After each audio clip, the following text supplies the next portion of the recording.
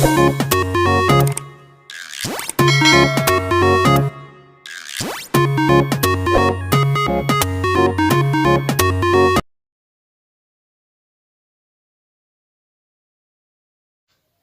Students, आशा करती हूँ कि आप सारे लोग बहुत अच्छे होंगे और सारे अपने घरों में एकदम से सुरक्षित होंगे। वेलकम टू किरण आदि शिक्षा। यहाँ पर हम स्टडी कर रहे हैं एनसीईआरटी क्लास 6 का चैप्टर नंबर 12 जिसका नाम है रेशियो एंड प्रोपोर्शन। और आज हम इसकी लास्ट एक्सरसाइज करेंगे जो कि यूनिटरी मेथड से रिलेटेड है।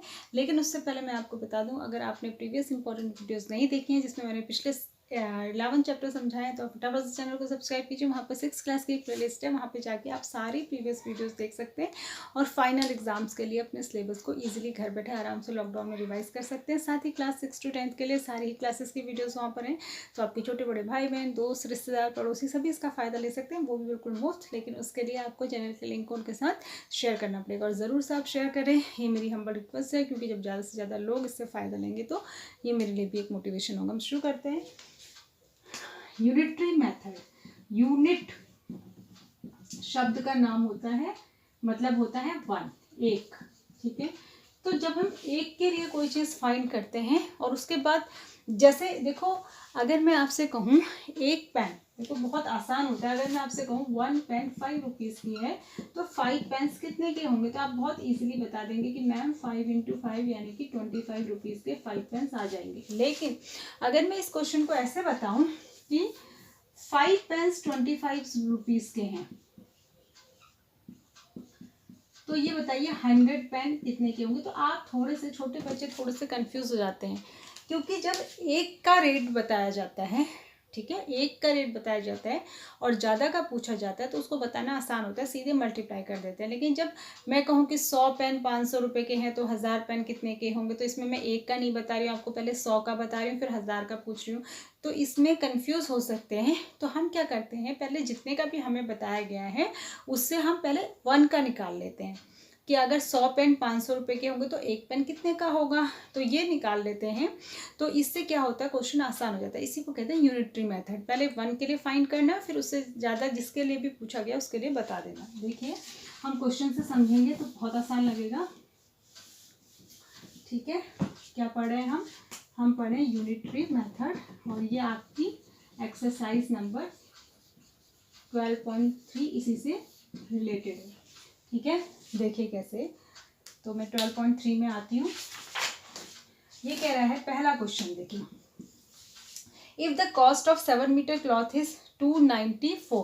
ठीक है, कॉस्ट ऑफ, इसमें स्टेटमेंट बना के लिखना होता है 7 मीटर क्लॉथ इक्वल्स टू कितना है 294 रुपीज़।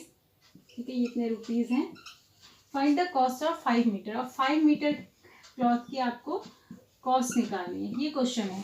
तो सबसे पहले आपको 7 मीटर की दी है तो सबसे पहले आप 1 मीटर क्लॉथ की कॉस्ट निकालेंगे। देखो जब 7 मीटर क्लॉथ की कॉस्ट 294 है तो 1 मीटर की तो कम ही होगी ना, 7 मीटर की जितनी है उससे तो कम ही होगी। तो काम के लिए हमेशा डिवाइड करते हैं, किससे डिवाइड करते हैं, इस नंबर को इधर वाले नंबर को इधर वाले नंबर से। तो हम लिखेंगे कॉस्ट ऑफ 1 मीटर क्लॉथ।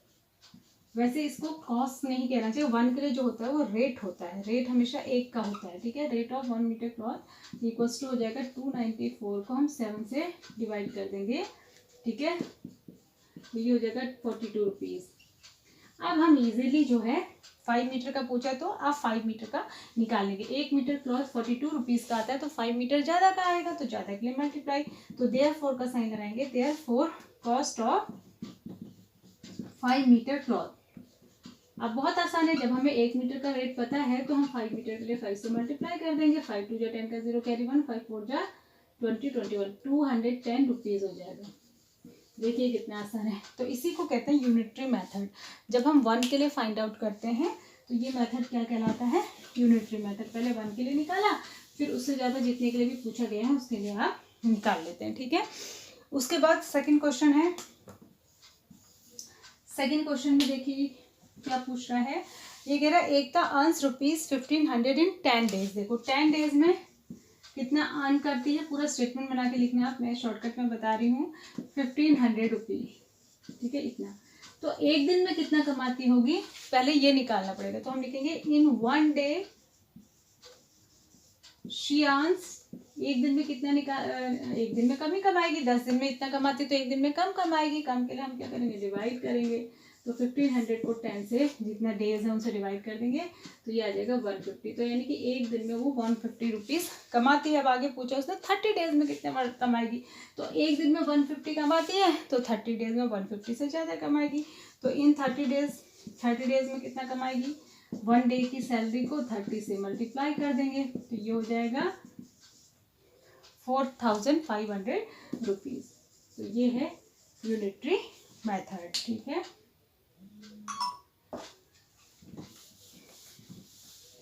उसके बाद अगला आ जाइए, उसके बाद है थर्ड क्वेश्चन। थर्ड क्वेश्चन में कह रहा है कि if it has rain 276 millimetre in the last 3 days, ठीक है। How many centimetre of rain will fall in 1 week, 7 days में कितनी रेन होगी। तो 3 डेज में कितनी रेन हुई, 3 डेज में कितनी रेन हुई 276 सेंटीमीटर। तो यानी कि एक दिन में कितनी रेन हुई, 1 डे में कितनी रेन हुई, 1 डे के लिए इसको डिवाइड कर देंगे 3 से, ठीक है, 92 सेंटीमीटर। तो फिर आगे पूछ रहा है एक वीक में, 1 वीक का मतलब क्या होता है 7 डेज। 7 डेज में ज़्यादा होगी 1 डे से, तो 1 डे में 92 हुई, 7 डेज में कितनी होगी, 7 से 1 डे की बारिश को मल्टीप्लाई कर देंगे, इतनी सेंटीमीटर हो जाएगी, ठीक है। तो ये था। तो सारे क्वेश्चन ये बिल्कुल एक ही जैसे हैं। फोर्थ क्वेश्चन, 1-2 क्वेश्चन और कर लेते हैं। फोर्थ क्वेश्चन है cost of 5 kg of wheat is इतना, ठीक है। तो 5 kg व्हीट, ठीक है, 5 kg व्हीट है यानी कि गेहूं, इसका कॉस्ट कितना है, ये है 30.50 रुपीज़, ठीक है। तो what will be the cost of 8 kg। तो पहले हम 1 kg का निकालेंगे। तो रेट ऑफ 1 kg, 1 kg के लिए आपको मैंने बता दिया, आपको डिवाइड करना है तो इसको 5 से डिवाइड कर देंगे 6.1, तो ये हो जाएगा ₹6.1। अब इसने पहला क्या पूछा है, इसका A part, what will be the cost of 8 kg of wheat. तो 8 kg का कितना हो जाएगा, ज़्यादा ही होगा 1 kg से, तो 8 से 1 के रेट को मल्टीप्लाई करेंगे 48.8 रुपीज़ हो जाएगा। बी पार्ट में क्या कह रहा है, what quantity of wheat can be purchased in ₹61, ठीक है। तो 61 रुपीज़ में कितना गेहूं आ सकता है। तो हम क्या करेंगे, 61 रुपये को 1 kg गेहूं के रेट से डिवाइड कर देंगे, ठीक है। तो कितना आ जाएगा, ये आ जाएगा 10 kg, क्योंकि 61 रुपीज़ में 61 kg तो आएगा नहीं, कम आएगा। तो कम के लिए उसको 1 kg का जो रेट है उससे डिवाइड कर देंगे तो आपको पता चल जाएगा कि कितना आएगा, ठीक है। एक क्वेश्चन और कर लेते हैं इसका, 5 क्वेश्चन। इसमें ये कह रहा है कि the temperature drop 15 degree Celsius in the last 30 days. 30 days में 15 डिग्री टेम्परेचर ड्रॉप हो गया, कम हो गया। If the rate of temperature drop remain the same, how many degrees will temperature drop in the next 10 days. तो next 10 days में कितना drop होगा। तो 1 डे में कितना ड्रॉप हुआ, 15/30 यानी कि ½ डिग्री, ठीक है। एक दिन में 30 दिन में 15 डिग्री ड्रॉप हुआ, तो एक दिन में कितना ड्रॉप होगा, इधर वाले नंबर को इधर वाले नंबर से डिवाइड करेंगे यानी ½ डिग्री। तो 10 डेज में कितना ड्रॉप होगा, 10 डेज में एक दिन से तो ज़्यादा ही होगा, तो एक दिन का जो आया था उससे 10 को मल्टीप्लाई कर देंगे यानी कि 5 डिग्री, यानी कि 10 डेज में, अगले 10 डेज में 5 डिग्री टेम्परेचर ड्रॉप हो जाएगा। ड्रॉप माने कम होना, जाड़ों में टेम्परेचर कम होता है। 6th question, Sania pays ₹7,500 as rent in 3 month, ठीक है। How much does she has to pay for a whole year, एक साल में वो कितना पे करेगी, ठीक है। इफ़ द रेंट जो है वो सेम है, तो उसने 3 month में कितना पे किया, 3 months में उसने किराया जो दिया 7,500, तो 1 month में कितना दिया होगा, 1 month का किराया कितना हुआ, डिवाइड कर देंगे इसको 3 से, यानी कि 2,500 रुपीज़ वो 1 महीने में देगी। तो कह रहा है कि 1 साल में कितना देती है, 1 साल का मतलब कितना है 12 months। 12 महीने में कितना देगी। तो 1 महीने में 2500 देती है, तो 12 महीने में आप 2500 को 12 से मल्टीप्लाई कर लेंगे।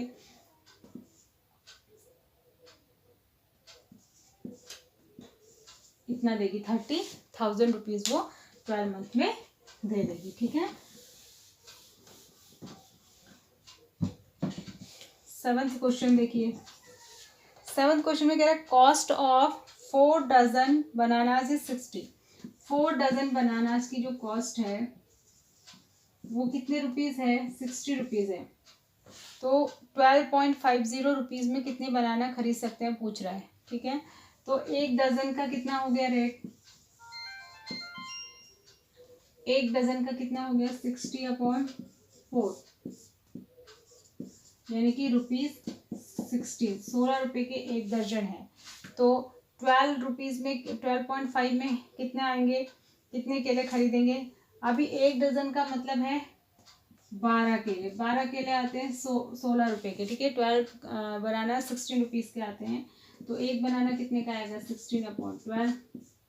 ठीक है, यानी 4/3 रुपीज़ का। तो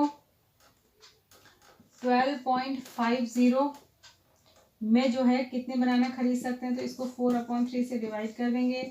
तो 12.50 ये 3 ऊपर होके मल्टीप्लाई हो जाता है। जो अपॉन के नीचे अपॉन होता है वो ऊपर मल्टीप्लाई हो जाता है। ठीक है। तो ये कैलकुलेट करके